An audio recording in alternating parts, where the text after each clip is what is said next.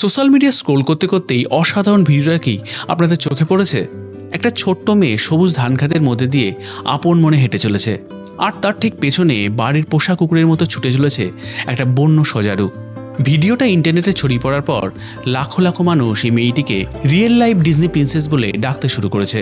কিন্তু এই ছোট্ট মেয়েটি আসলে কে, আর কিভাবেই বা বনের হিংস্র পশুকে সে নিজের বন্ধু করে ফেলল? চলুন জেনে নেওয়া যাক সেই গল্পটাই। এই সাহসী মেয়েটির নাম শ্রেষ্ঠা পুনসাদি। ক্লাস 2-এ পড়া শ্রেষ্ঠা এই বয়সেই যা করে দেখিয়েছে তা বড় বড় মানুষদেরও শিক্ষা দেয়। শ্রেষ্ঠার পরিবার জানায় কিছুদিন আগেই এক হিংস্র কুকুরের দল এই ছোট্ট সজারু ছানাটাকে আক্রমণ করেছিল। কুকুরের কামড়ে ছানাটি মারাত্মকভাবে জখম হয়ে শ্রেষ্ঠাদের বাড়ির পাশে আশ্রয় নেয়। সজারুটা ছটফটানি দেখে ছোট্ট শ্রেষ্ঠার মন কেঁদে ওঠে। সে ভয় না পেয়ে তার পরিবারকে সঙ্গে নিয়ে সেই ছোট্ট ছানাটিকে উদ্ধার করে। পরম যত্নে ছোট্ট ছানাটি ক্ষতস্থানে ওষুধ লাগিয়ে দেয়। শ্রেষ্ঠার ভালোবাসায় সজারুটি আস্তে আস্তে সম্পূর্ণ সুস্থ হয়ে ওঠে। এই ছোট্ট বয়সেই পশু পাখিদের প্রতি শ্রেষ্ঠার ভালোবাসা সকলের মন কেড়ে নিয়েছে। আজকের এই নিষ্ঠুর পৃথিবীতে মানুষ যখন বন্যপ্রাণীদের ক্ষতি করতে বিন্দুমাত্র দ্বিধাবোধ করে না, তখন দ্বিতীয় শ্রেণীর এই শ্রেষ্ঠা আমাদের মনে করালো কিভাবে ভালোবাসার জোরেও বন্যপ্রাণীকে আপন করে নেওয়া যায়।